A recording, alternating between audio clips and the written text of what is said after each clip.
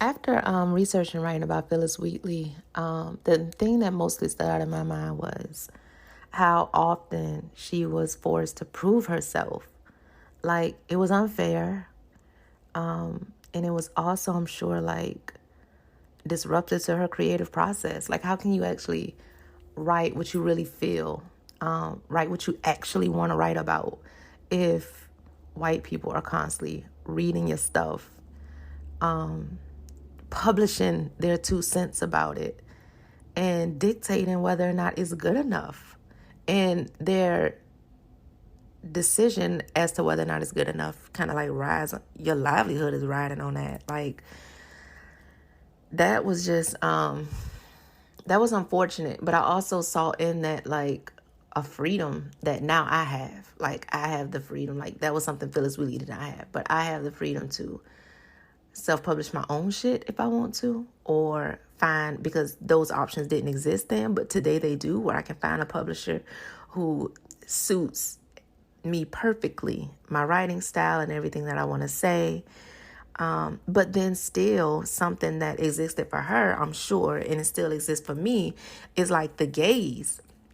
And so for Phyllis, I'm sure it was like the white gaze. So every time she went to go put that pen to that paper, it was like, now you're hit with, what are they going to think about it?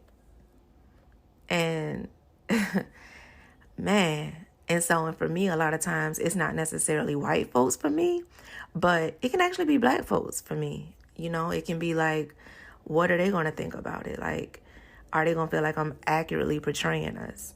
What are black women going to think? I write for black people. I write for black women. I write for black women writers.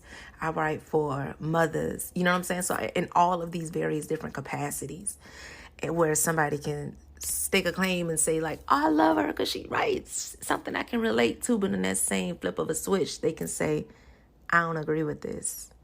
I don't like this. And, but pulling yourself together to be able to say, well, I'm still going to write what I want to write, because this is what's true to me. It can be difficult, but it's super necessary. It's so necessary for me. What about you, though?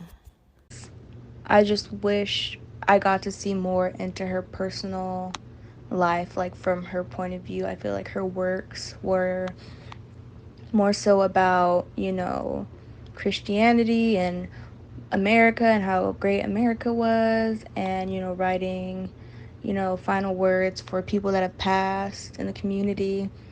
And I feel like it would have been nice to see her writing about her own life, how she felt personally, like with her husband, that, left her in debt to basically fend for herself. I kind of wanted to see what she personally felt during that time.